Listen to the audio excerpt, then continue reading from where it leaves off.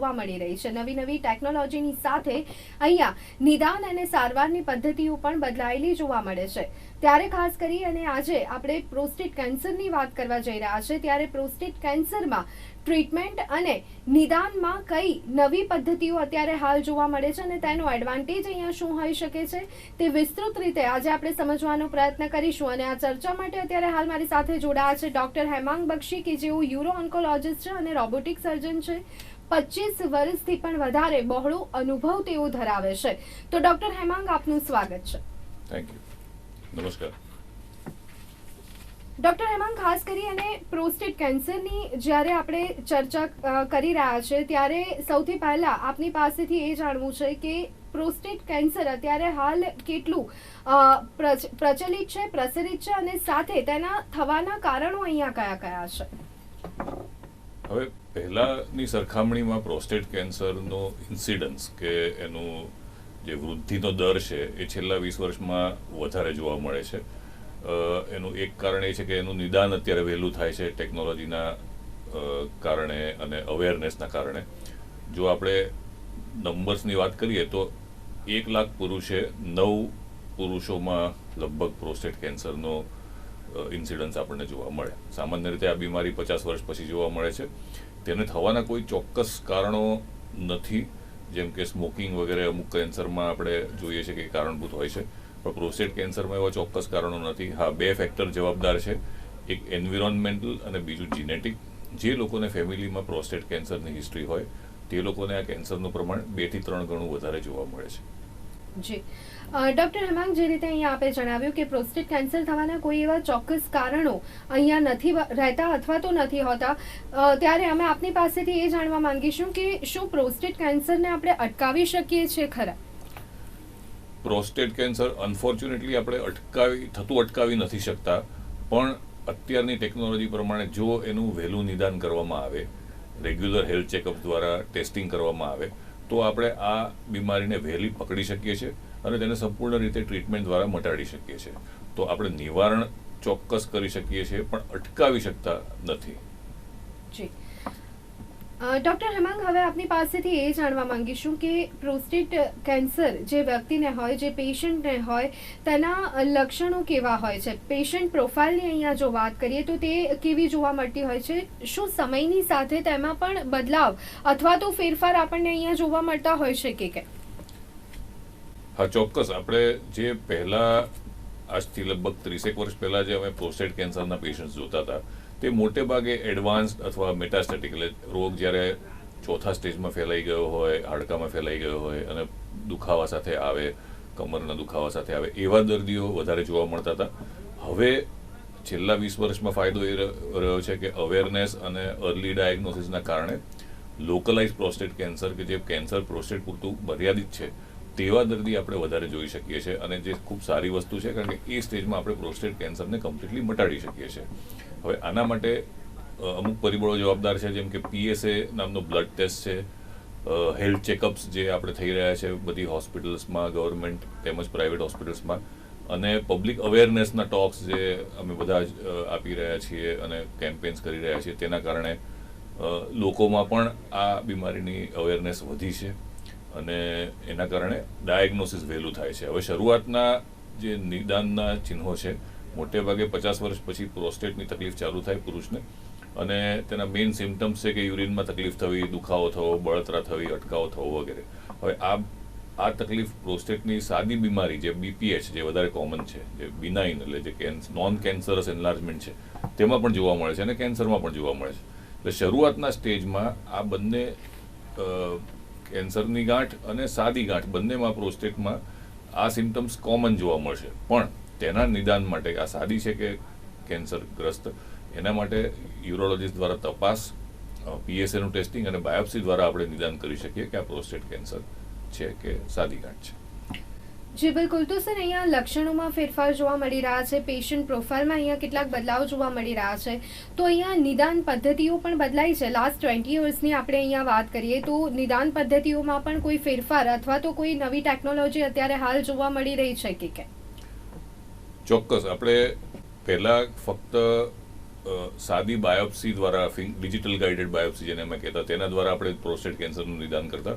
હવે ઇમેજિંગ ક્ષેત્રે એટલે રેડિયોલોજીના ક્ષેત્રે આપણે ઘણા સારા એક્સરેઝ જેમ કે MRI છે, PSMA પેટ સ્કેન છે, મલ્ટીપેરામેટ્રિક MRI છે, તેના દ્વારા આપણે પ્રોસ્ટેટનું આર્કિટેક્ચર અંદરનું એમાં શું તકલીફ છે, કઈ જગ્યાએ કેન્સરની શંકા જાગે છે, બહુ ખૂબ ડિટેલમાં અને સચોટ રીતે આપણે જાણી શકીએ છીએ. અને તેના હિસાબે આપણે એ જગ્યાએથી એક્ઝેક્ટ બાયોપ્સી લેવા આપણે અત્યારે કેપેબલ છીએ, જે છેલ્લા 20 વર્ષ પહેલાં જે વસ્તુ શક્ય નહોતી. માટે એકદમ શરૂઆતના સ્ટેજમાં પણ જો PSA જો વધારે જણાય, સપોઝ 6 છે, 8 છે, 10 છે, તો તે સ્ટેજમાં આપણે MP-MRI કરી અને એમાં જે ટાર્ગેટેડ બાયોપ્સી કે જે લીઝન દેખાય કે આ જગ્યાએ ખરાબી છે અને એમાંથી બાયોપ્સી લેવાની જરૂર પડે તો આપણે એ જગ્યાએથી બાયોપ્સી લઈ શકીએ છીએ, જે મોટો એડવાન્સમેન્ટ છે અત્યારે. અને તેના દ્વારા આપણે લોકલાઇઝ પ્રોસ્ટેટ કેન્સર જલ્દી ડાયગ્નોઝ કરી શકીએ છીએ. અને બીજું કે સ્ટેજિંગ પર્પઝ માટે કે એકવાર કેન્સરનું નિદાન થઈ જાય પછી કયા સ્ટેજમાં છે એ જાણવા માટે PSMA પેટ સ્કેન નામનો ટેસ્ટ અત્યારે ખૂબ જ ઇઝીલી અવેલેબલ છે મોટા શહેરોમાં, અને બહુ જ એક્યુરેટલી આપણને કહી શકે છે કે પ્રોસ્ટેટ કેન્સર કયા સ્ટેજમાં છે. સો આ બે એડવાન્સીસ MRI અને PSMA પેટ સ્કેન એ બંને આખી પ્રોસ્ટેટ કેન્સરની નિદાન અને ટ્રીટમેન્ટ ખૂબ જ ક્રાંતિકારી રીતે બદલી છે.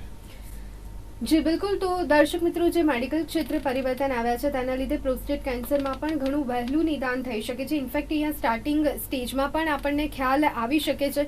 ત્યારે ડૉક્ટર હેમાંગ, આપની પાસેથી એ જાણવા માંગીશું કે આ વાત થઈ નિદાનની, હવે સારવારમાં પણ નવી ટેકનોલોજી અથવા તો કોઈ ફેરફાર અત્યારે હાલ જોવા મળી રહ્યા છે કે કેમ?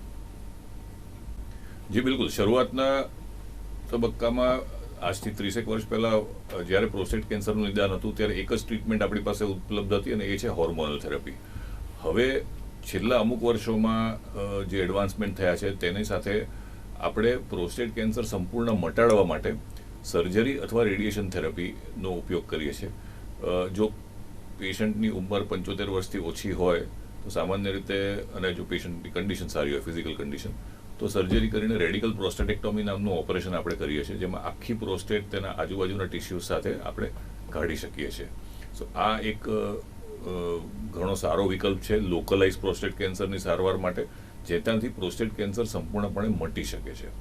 હવે આ સર્જરી આપણે ઓપન સર્જરી એટલે ચીરો મારીને જે ટ્રેડિશનલ સર્જરી કરીએ છીએ તેવી રીતે થઈ શકે, લેપ્રોસ્કોપીથી થઈ શકે, અથવા લેટેસ્ટ ટેકનોલોજી છે રોબોટિક સર્જરી, એનાથી આપણે આ ઓપરેશન કરી શકીએ. અને રોબોટિક સર્જરીથી આ ઓપરેશન ખૂબ સરળતાથી અને વધારે ચોક્કસ રીતે થઈ શકે છે. અને દુનિયાભરમાં અત્યારે જ્યાં જ્યાં રોબોટિક ટેકનોલોજી અવેલેબલ છે, ઇન્ક્લુડિંગ અમદાવાદ અને ગુજરાત, ત્યાં આ ઓપરેશનો મોટે ભાગે રોબોટિક સર્જરીથી આપણે કરી શકીએ છીએ. તેવી જ રીતે રેડિયેશન ક્ષેત્રમાં પણ ઘણી ક્રાંતિકારી શોધ થઈ છે. ટોમોથેરાપી છે, બીજી ઇમેજ ગાઈડેડ થેરાપીસ છે, જેનાથી આપણે સાઈડ ઇફેક્ટ્સ ખૂબ ઓછી રાખી શકીએ છીએ પ્રોસ્ટેટ કેન્સરની સારવાર માટે. જી બિલકુલ. એટલે અહીંયા સારવારની અલગ અલગ જે પદ્ધતિઓ છે એમાં એક જે આપે જણાવી ડૉક્ટર હેમાંગ, રોબોટિક સર્જરી. તો રોબોટિક સર્જરી શું છે તેના વિશે આપ વિસ્તારપૂર્વક શું જણાવવા માંગશો? રોબોટિક સર્જરી માં આપણે એક ઇક્વિપમેન્ટ કે જે રોબોટ જે આપણે ઉપયોગમાં લઈએ છીએ, જેને 4 આર્મ્સ હોય છે, જે પેટની અંદર ખૂબ નાના હોલ્સ દ્વારા, કી હોલ સર્જરી દ્વારા, જેમાં 8 મિલીમીટરના હોલ્સ દ્વારા આપણે એ 4 રોબોટના હાથને પેટની અંદર નાખી અને સર્જન દ્વારા સંપૂર્ણ કંટ્રોલ્ડ રોબોટિક સર્જરી દ્વારા પ્રોસ્ટેટનું ઓપરેશન કરી શકાય છે. હવે અમુક ગેરમાન્યતા આ વિશે છે. રોબોટ જાતે ઓપરેશન કરતો નથી, પણ સર્જન એટલે અમે એને કંટ્રોલ કરીને તે ઓપરેશન કરીએ છીએ. હવે ફાયદો એ છે રોબોટિક સર્જરીમાં કે આર્મ્સ એના ખૂબ ફ્લેક્સિબલ હોય છે, એટલે 8 ડિરેક્શનમાં એ ફરી શકે છે. અને અમુક એંગલ જે ડિફિકલ્ટ હોય પ્રોસ્ટેટ કેન્સરની સર્જરી માટે, એમાં એ ખૂબ આશીર્વાદરૂપ છે. કારણ કે પ્રોસ્ટેટ કેન્સરમાં જે પ્રોસ્ટેટ કાઢવાનું ઓપરેશન છે એ પેડુની અંદરના ભાગમાં લિમિટેડ વર્કિંગ સ્પેસમાં કામ કરવું ખૂબ મુશ્કેલ છે. તમે ઓપન અથવા લેપ્રોસ્કોપિક સર્જરી કરો તો એ સર્જરી વધારે મુશ્કેલ સર્જન માટે અને પેશન્ટ માટે બંને માટે હોય છે. જ્યારે robotic surgery max it very easy. એટલે આખી સર્જરી પેશન્ટ માટે તો ફાયદાકારક છે, સર્જન માટે પણ અર્ગોનોમિકલી ખૂબ આશીર્વાદરૂપ છે અને પરિણામો વધારે ચોક્કસ સારા આપણને મળે છે. So robotic surgery is a boon for prostate cancer એમ કહી શકાય અત્યારે. અને મોટાભાગની સર્જરી મેં પહેલાં કીધું તેમ રોબોટિક સર્જરી દ્વારા આપણે પ્રોસ્ટેટ કેન્સર સંપૂર્ણ મટાડવાનું કામ કરી શકીએ છીએ જ્યારે બીમારી બિલકુલ લોકલાઇઝડ હોય ત્યારે. બિલકુલ. ડૉક્ટર હેમાંગ, પ્રોસ્ટેટ કેન્સરની સારવારને લઈને લાસ્ટ 20 યર્સમાં જે એડવાન્સીસ જોવા મળી રહ્યા છે તેના કારણે પેશન્ટની એવરેજ લાઈફમાં કેટલો સુધારો જોવા મળે છે અથવા તો કેટલો વધારો અહીંયા જોવા મળી રહ્યો છે? જે લાઈફ એક્સપેક્ટન્સી પહેલાં હતી, એટલે જો પ્રોસ્ટેટ કેન્સર મર્યાદિત હોય તો આ એક સ્લો ગ્રોઈંગ કેન્સર છે, માટે જો એની તાત્કાલિક સારવાર કરવામાં આવે સારી રીતે સારા સેન્ટર પર તો નોર્મલ લાઈફ દર્દી જીવી શકે છે અને કેન્સર સંપૂર્ણપણે મટી શકે છે. હવે જ્યારે કેન્સર પ્રોસ્ટેટની બહાર હોય, એટલે ત્રીજા કે ચોથા સ્ટેજમાં હોય અને જે ફેલાઈ ગયેલું હોય, ત્યારે આપણે પ્રોસ્ટેટ કાઢવાની સર્જરી સામાન્ય રીતે નથી કરતા અને બીજી ટ્રીટમેન્ટ જેમ કે રેડિયેશન છે અથવા હોર્મોન ટ્રીટમેન્ટ છે એનો આપણે ઉપયોગ કરીએ છીએ. હવે પહેલાં આપણી પાસે ફક્ત હોર્મોન થેરાપીથી મેટાસ્ટેટિક પ્રોસ્ટેટ કેન્સર એટલે ચોથા સ્ટેજનું પ્રોસ્ટેટ કેન્સર ટ્રીટ કરતા, એમાં ઘણા વર્ષો દર્દીને આયુષ્ય મળતું. હવે છેલ્લા 10 કે 15 વર્ષમાં ઘણી બધી નવી દવાઓ અને કીમોથેરાપીના એજન્ટ્સ આવેલા છે, જેનાથી છેલ્લા સ્ટેજમાં પણ પ્રોસ્ટેટ કેન્સરના દર્દીઓને ઘણું લાંબુ આયુષ્ય ઘણા વર્ષો મળી શકે છે. જે બીજા કોઈ કેન્સરની વાત કરીએ તો બીજા કેન્સરોમાં છેલ્લા સ્ટેજનું કેન્સર હોય તો દર્દીનું આયુષ્ય સામાન્ય રીતે 1 કે 2 વર્ષથી વધારે જોવા મળતું નથી, પરંતુ પ્રોસ્ટેટ કેન્સરમાં આ બધી સારવારના જે નવા ઇવોલ્યુશન્સ થયા છે, મેડિકલ થેરાપી, કીમોથેરાપી વગેરે, એના કારણે દર્દીનું આયુષ્ય ઘણા લાંબા વર્ષો સુધી 5 વર્ષ, 7 વર્ષ, અમુક કેસોમાં તેથી પણ વધારે આપણે જોઈ શકીએ છીએ. So it is a big help કે છેલ્લા વર્ષોમાં જે ક્રાંતિ આવી છે પ્રોસ્ટેટ કેન્સરની સારવારમાં, because of technological advances, because of medical advances, તે દરેક સ્ટેજમાં આપણને પ્રોસ્ટેટ કેન્સરની લડાઈ સામે કામ લાગે છે. ડૉક્ટર હેમાંગ, સામાન્ય રીતે કેન્સરને લઈ અને જે એક માનસિકતા આપણા ત્યાં જોવા મળતી હોય છે કે કેન્સર એટલે હવે કેન્સર, આ એક માનસિકતા આપણા ત્યાં અહીંયા જોવા મળી રહી છે. ખાસ કરી અને પ્રોસ્ટેટ કેન્સરને લઈને આ માનસિકતા પર આપનું શું કહેવું છે? હું એવું કહીશ કે પ્રોસ્ટેટ કેન્સર માટે તો એ માનસિકતા રાખવા જેવી નથી. અમુક કેન્સર જો લાસ્ટ સ્ટેજમાં ડિટેક્ટ થાય, પ્રોસ્ટેટ કેન્સર પણ, તો મેં આગળ કહ્યું એ પ્રમાણે લાંબુ આયુષ્ય દર્દી ચોક્કસ ભોગવી શકે છે. હા, અમુક એકદમ એડવાન્સ સ્ટેજમાં હોય જ્યારે કેન્સર, ત્યારે મટાડી શકાતું નથી પ્રોસ્ટેટ કેન્સર, પણ મિનિંગફુલ લાઈફ અને પેઇન ફ્રી લાઈફ અમુક વર્ષો સુધી ચોક્કસ આપણને જોવા મળે છે. અને ઇનિશિયલ સ્ટેજીસમાં, સ્ટેજ 1, 2માં પ્રોસ્ટેટ કેન્સર ચોક્કસ રીતે આપણે મટાડી શકીએ છીએ સંપૂર્ણ રીતે. સો પ્રોસ્ટેટ કેન્સરમાં કેન્સર એટલે કેન્સર એ યોગ્ય નથી મોટાભાગના કેસમાં, એવું છે. જી ડૉક્ટર હેમાંગ, ખાસ કરી અને જો કોઈ પેશન્ટને અહીંયા રોબોટિક સર્જરી કરવામાં આવી છે તો ત્યાર પછી કઈ કઈ બાબતોનું ધ્યાન વધારે રાખવાનું રહેતું હોય છે અથવા તો કઈ કઈ બાબતોનું ધ્યાન રાખવું જોઈએ? હવે સર્જરી પછી આપણે તમને જે સર્જને સર્જરી કરી છે તમને સર્જરી પછી કહેશે પ્રોસ્ટેટ કેન્સરના દર્દીને કે છેલ્લે પેથોલોજીકલ સ્ટેજ શું હતો. એટલે પ્રોસ્ટેટ કેન્સરમાં એક્સરેમાં દેખાતું હોય કે કેન્સર મર્યાદિત છે, પણ ખરેખર ફાઇનલ બાયોપ્સીમાં એ મર્યાદિત હતું કે નહીં, અને ઓપરેશન પછી રેગ્યુલર 3 મહિને પીએસએનું ટેસ્ટિંગ કરવું પડશે, અને આગળ ઉપર જરૂર પડે તો રેડિયેશન અથવા હોર્મોનની ટ્રીટમેન્ટ આપણે લેવાની જરૂર પડી શકે જો રોગને કાબૂમાં રાખવો હોય અથવા મટાડવો હોય સંપૂર્ણપણે તો. એટલે સર્જરી પછી રોગ કાયમ માટે જતો જ રહ્યો છે અને હવે ડૉક્ટરને બતાવવાની જરૂર નથી એવું ન રાખી અને રેગ્યુલર ડૉક્ટર કે એ પ્રમાણે ટેસ્ટિંગ, પીએસએ અથવા એક્સરેસ જે પ્રમાણે એડવાઇસ કરે એ પ્રમાણે પેટ સ્કેન છે વગેરે, તે કરાવવું ઘણા વર્ષો સુધી ખૂબ જરૂરી છે. જી ડૉક્ટર હેમાંગ, અહીંયા જો સમયસર નિદાન થાય છે અને ટ્રીટમેન્ટ મળે છે તો શું આપણે માની શકીએ કે પ્રોસ્ટેટ કેન્સર એ કમ્પ્લીટલી ક્યોર થઈ શકે છે અથવા તો તેની સાથે વ્યક્તિ સામાન્ય જિંદગી જીવી શકે છે? જે રોબોટિક સર્જરીની અહીંયા સર આપણે વાત કરી, રોબોટિક સર્જરી પછી સામાન્ય રીતે વ્યક્તિ જે રોજિંદી લાઈફ છે એ ક્યારથી જીવી શકે છે અને કેટલી જલ્દી જીવી શકે છે? રોબોટિક સર્જરી પછી સામાન્ય રીતે 2 થી 3 દિવસ હોસ્પિટલાઇઝેશનની જરૂર પડતી હોય છે અને ત્યાર પછી દર્દીને ડિસ્ચાર્જ આપવામાં આવતા હોય છે અને મોટે ભાગે દર્દી બિલકુલ હાલતા ચાલતા નોર્મલ ડાયટ લેતા હોય છે અને લગભગ 15 દિવસ પછી સર્જરીના તે બિલકુલ નોર્મલ લાઈફ જીવતા હોય છે. એમને યુરિનનો કંટ્રોલ આવતા 1 થી 2 મહિનાનો સમય લાગતો હોય છે, જ્યાં એમને ક્યારેક ડાયપરનો ઉપયોગ કરવો પડતો હોય છે, પણ તે પણ જલ્દીથી કંટ્રોલ આવી જતો હોય છે. અને કંટ્રોલ આવ્યા પછી તેમની લાઈફ એઝ બિફોર, એટલે પ્રોસ્ટેટની સર્જરી પહેલાંની જે લાઈફ હતી તે જ નોર્મલ એક્ટિવિટીઝ તેઓ ચોક્કસપણે કરી શકે છે. ડૉક્ટર હેમાંગ, જે રીતે અહીંયા આપણે જોતા હોઈએ છીએ કે સામાન્ય બીમારીમાં કદાચ ડૉક્ટર પાસે જવાનું લોકો અવોઇડ કરતા હોય છે, અને આ એક ભારતીયોમાં વધારે આ પ્રકારની એક માનસિકતા જોવા મળતી હોય છે. પ્રોસ્ટેટ કેન્સરના કોઈ પણ પ્રકારના સિમ્ટમ્સ લાગે છે અથવા તો ક્યાંય પણ મનમાં એક ડર પણ છે, તો કેટલી જલ્દી નિદાન કરાવવું જરૂરી છે? ઇનફેક્ટ અહીંયા જે સેલ્ફ મેડિકેશન છે એ વ્યક્તિને કેટલું ભારે પડી શકે છે? ખૂબ સારો સવાલ પૂછ્યો આપે.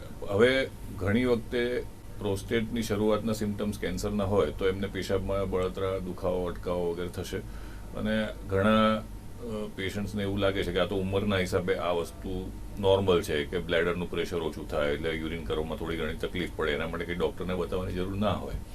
હવે આ જો તમે સિમ્ટમ્સ અવગણો તો આગળ ઉપર ચોક્કસ એ આગળ વધી અને ક્યારેક યુરિન સાવ બંધ થઈ જાય, નળી નાખવી પડે, અથવા જો પ્રોસ્ટેટ કેન્સરના કારણે તકલીફ હોય તો કેન્સર ચોક્કસ આગળ વધી અને બીજા અવયવમાં પ્રસરે. માટે એ ખૂબ જરૂરી છે કે આપના સિમ્ટમ્સ જો યુરિનને લગતા હોય આફ્ટર ધ એજ ઓફ 50 તો એને અવગણવા નહીં. શક્ય છે કે આપને ફક્ત દવાથી જ સારું થાય, અને મોટાભાગના કેસીસમાં શક્ય છે કે એમને કેન્સર ન જ હોય, પણ ડાઉટ રાખ્યા વગર આપણે યુરોલોજિસ્ટની સલાહ લઈ PSAનું ટેસ્ટિંગ કરાવી અને આગળ વધવું ખૂબ જરૂરી છે. હવે શરૂઆતના સ્ટેજમાં કેન્સરમાં બીજા કોઈ ચિહ્નો ન મળે એવું પણ જાણવા મળે કે કોઈ સિમ્ટમ્સ નથી, એટલે જ હેલ્થ ચેકઅપમાં આપણે જોઈએ છે કે કોલેસ્ટેરોલ, ડાયાબિટીસ વગેરેના આપણે ટેસ્ટિંગ કરાવીએ છીએ, અને દર્દીને ખબર પણ હોય છે કે મારું શુગર આટલું છે, મારું કોલેસ્ટેરોલ આટલું છે, નોર્મલ વેલ્યુઝ પણ ખબર હોય છે. તેવી જ રીતે દરેક હેલ્થ ચેકઅપમાં PSAનો પણ એટલો જ અગત્યનો ભાગ છે. એની વેલ્યુ જો 4 થી નીચે હોય તો સામાન્ય રીતે પ્રોસ્ટેટ કેન્સર નથી જોવા મળતું, પણ 10 થી ઉપર હોય તો ચોક્કસ પ્રોસ્ટેટ કેન્સર ખૂબ લાઇકલી છે. અને માની લો કે આપનું PSA 12 છે પણ કોઈ સિમ્ટમ્સ નથી, તે છતાં પણ આપને આગળ ઇન્વેસ્ટિગેશન અને પ્રોસ્ટેટ બાયોપ્સીની જરૂર પડી શકે છે. માટે હેલ્થ ચેકઅપ દર 2 વર્ષે over the age of 55 years કરાવવું ખૂબ જરૂરી છે. 55 થી 70 વર્ષની ઉંમરમાં પુરુષોએ PSAનું રેગ્યુલર ટેસ્ટિંગ દર 2 વર્ષે, યુરિનમાં કોઈ તકલીફ હોય કે ન હોય પણ કરાવવું ખૂબ અગત્યનું છે. કારણ કે આ જો કરાવશો તો આપને પ્રોસ્ટેટ કેન્સર જો શરૂઆતના સ્ટેજમાં હશે તો નિદાન થઈ, એની વહેલી ટ્રીટમેન્ટ થઈ અને હંમેશા માટે તે કેન્સર મુક્ત થઈ શકે એમ છે. જી ડૉક્ટર હેમાંગ, પાછલા વર્ષોમાં જો જોઈએ તો પ્રોસ્ટેટ કેન્સરનું પ્રમાણ સામાન્યથી થોડું વધેલું જોવા મળે છે, અને પુરુષોમાં થતું મોસ્ટ કોમન આ સેકન્ડ કેન્સર છે, બીજું આ એક કેન્સર છે. ત્યારે ખાસ લોકોમાં અવેરનેસ કેટલી જોવા મળે છે? જે એડવાઇસ અહીંયા આપે કરી, પરંતુ લોકો શું આ બાબતને સમજી રહ્યા છે? તેમનામાં અવેરનેસ જોવા મળી રહી છે? પહેલાની સરખામણીમાં ચોક્કસ એવું કહી શકાય કે અવેરનેસ વધી છે, not just amongst people in general, પણ જે આપણે ડૉક્ટર્સ મિત્રો છે અને મીડિયા કે કોર્પોરેટ વર્લ્ડ, તે બધામાં હેલ્થ ચેકઅપની અવેરનેસ તો છે જ, એ સાથે હેલ્થ ચેકઅપમાં પ્રોસ્ટેટ કેન્સરનું PSAનું ટેસ્ટિંગ પણ કરાવવું જોઈએ તેવી અવેરનેસ પણ છે.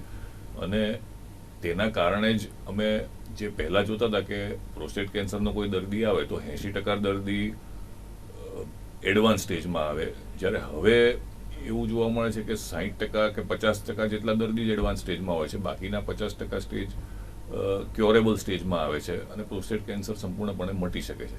આ જે થયું છે જે ખૂબ સારી વસ્તુ છે, એ છેલ્લા 20 વર્ષમાં જે ટેકનોલોજીકલ એડવાન્સીસ આપણે જોયા કે ડાયગ્નોસિસ વહેલું છે, health awareness is better, radiology and imaging is better, અને ટ્રીટમેન્ટ વધારે સારી રીતે આપણે સર્જરી, રેડિયેશન અને હોર્મોન્સ અને કીમોથેરાપી દ્વારા કરી શકીએ છીએ. આના કારણે દર્દીનું આયુષ્ય વધ્યું છે. એટલે આ બધા ફેક્ટર્સના કારણે આપણે પ્રોસ્ટેટ કેન્સરની સામે લડાઈ વધારે સારી રીતે લડી શકીએ છીએ. અને આ ચેન્જીસ ખૂબ સારા છે અને આગામી વર્ષોમાં હજી વધારે રેવોલ્યુશન ચોક્કસપણે આવશે, વધારે જીનેટિક ટાર્ગેટેડ થેરપીઝ અને બીજી થેરપીઝ દ્વારા. ડૉક્ટર હેમાંગ, ખાસ કરીને જે એડવાન્સીસ અત્યારે હાલ આપણે જોઈ રહ્યા છે લાસ્ટ 20 યર્સમાં, તેના લીધે ઝડપી નિદાન પણ થઈ શકે છે, સારવારમાં પણ ઘણા બધા ઓપ્શન્સ અહીંયા અવેલેબલ છે. ખાસ કરીને અત્યારે હાલ કયા અને કેટલા રિસર્ચ થઈ રહ્યા છે પ્રોસ્ટેટ કેન્સરને લઈને, નિદાન અને સારવારને લઈને? ઘણા બધા ક્લિનિકલ ટ્રાયલ્સ થઈ રહ્યા છે, કમ્પેરેટિવ સ્ટડીઝ થઈ રહ્યા છે. જેમ કે એડવાન્સ પ્રોસ્ટેટ કેન્સરમાં અમુક મેડિસિન્સ જે પહેલાં છેલ્લા સ્ટેજમાં જ આપવામાં આવતી હતી ટર્મિનલ કેન્સર્સમાં, એ હવે આગળ આપવામાં આવે છે. એટલે combination therapies is one territory કે જ્યાં આપણે દર્દીને વધારે ફાયદો કરી શકીએ, એમનું આયુષ્ય વધારી શકીએ એડવાન્સ સ્ટેજીસમાં. બીજું, જીનેટિક ટાર્ગેટેડ થેરાપીઝ અને ઇમ્યુનોથેરાપીઝ જે છે તે પણ ખૂબ આગળ હેલ્પફુલ થઈ શકે એમ છે જેમનું કેન્સર એડવાન્સ હોય તેના માટે. અને આ ઇમ્યુનોથેરાપીઝથી આપણે કેન્સરને લાંબો ટાઈમ કંટ્રોલમાં રાખી શકીએ છીએ. So these two are the points. અને બીજું, અમુક ટેસ્ટિંગ, જીનેટિક ટેસ્ટિંગ કે જે લોકોને ફેમિલી હિસ્ટ્રી હોય પ્રોસ્ટેટ કેન્સરની, જેમના ફેમિલીમાં હોય, તેમને 3 ગણો રિસ્ક હોય છે પોતાને થવાનું. એટલે એમના માટે આપણે જીનેટિક ટેસ્ટ પણ આપણે પહેલેથી જ જો આપણે કરાવી લઈએ, જેમ કે BRCA1, BRCA2 ટેસ્ટિંગ છે, જે બ્રેસ્ટ કેન્સરમાં તો આપણે કરાવતા હોઈએ છીએ, તેવી રીતે પ્રોસ્ટેટ કેન્સરમાં પણ તેનો એટલો જ મહત્વનો રોલ છે. અને આ ટેસ્ટિંગ દ્વારા કેટલું રિસ્ક આપણને ફ્યુચરમાં થઈ શકે. ધારો કે કોઈના ફાધરને પ્રોસ્ટેટ કેન્સર હોય એટ ધ એજ ઓફ 70 અને એ પુરુષ 45 વર્ષનો હોય, ત્યારે જો એને જર્મ લાઇન ટેસ્ટિંગ કરવામાં આવે તો જાણી શકાય કે એમને અમુક જીન્સમાં ઓલ્ટરેશન્સ છે. તો આપણે એ ઉપરથી વધારે સજાગ રહીએ અને પ્રોસ્ટેટ કેન્સરનું ફોલોઅપ, ડાયગ્નોસિસ વગેરે વગેરે જલ્દી થાય અને વધારે એગ્રેસિવલી ટ્રીટ કરી શકીએ. સો આ બધી માહિતી ખૂબ જરૂરી છે, તેની અવેરનેસ પણ ખૂબ જરૂરી છે. અને થેન્કફુલી ઇવન આપણા દેશમાં પણ મીડિયા દ્વારા અને વેરિયસ કેમ્પેન્સ દ્વારા આની જાગૃતિ ધીરે ધીરે, જેમ કે નવેમ્બર કેમ્પેન છે, નવેમ્બર મહિનામાં, તે ઘણા વર્ષોથી ચાલુ છે. હવે આ કારણે, આ જાગૃતિના કારણે આપણને ઘણા ફાયદા પબ્લિક હેલ્થમાં આપણે જોઈ શકીએ છીએ. બીજું છે પ્રોસ્ટેટ કેન્સર સ્ક્રીનિંગ, પણ ઓપોર્ચ્યુનિટી સ્ક્રીનિંગ જેને કહીએ, એ પણ આપણે કરી શકીએ છીએ જ્યારે પેશન્ટ આવે તમારી પાસે ત્યારે. એટલે આ બધા ફેક્ટર્સ ખૂબ અગત્યના છે in the fight against prostate cancer. જી બિલકુલ ડૉક્ટર હેમાંગ, અને હવે લાસ્ટમાં ખાસ પ્રોસ્ટેટ કેન્સરને લઈને, અવેરનેસને લઈને આપ શું અહીંયા મેસેજ આપવા માંગશો? હું એક જ મેસેજ આપવા માંગીશ કે એક તો સિમ્ટમ્સને ઇગ્નોર ના કરવા જોઈએ, યુરિનરી સિમ્ટમ્સને. અને secondly, about the age of 55 જ્યારે પણ કોઈ પણ સિમ્ટમ્સ ન હોય છતાંય PSAનું ટેસ્ટિંગ દર 2 વર્ષે દરેક પુરુષ માટે ખૂબ જરૂરી છે. And let us win the fight against prostate cancer together. Thank you. તો દર્શક મિત્રો, પ્રોસ્ટેટ કેન્સરનું પ્રમાણ અત્યારે હાલ સામાન્ય કરતાં થોડું વધારે જોવા મળી રહ્યું છે. ત્યારે પ્રોસ્ટેટ કેન્સર શું છે, સાથે અત્યારે હાલ કેટલું પ્રમાણ છે, નિદાન અને સારવારને લઈ કઈ કઈ પદ્ધતિઓ અત્યારે હાલ નવી જોવા મળી રહી છે, તે તમામ બાબત ઉપર અત્યારે વિસ્તારપૂર્વક આપણે ચર્ચા કરી છે. ચોક્કસ આપને અહીંયા જરૂરી માર્ગદર્શન મળી રહ્યું હશે. આ ચર્ચા માટે અત્યારે હાલ મારી સાથે જોડાયા હતા ડૉક્ટર હેમાંગ બક્ષી. ડૉક્ટર હેમાંગ, આપ અમારી સાથે જોડાયા તે બદલ આપનો ખૂબ ખૂબ આભાર. Thank you so much. It was my pleasure. તો દર્શક મિત્રો, હેલ્થનેસ કાર્યક્રમમાં અત્યારે બસ આટલું. રજા આપશો. નમસ્કાર.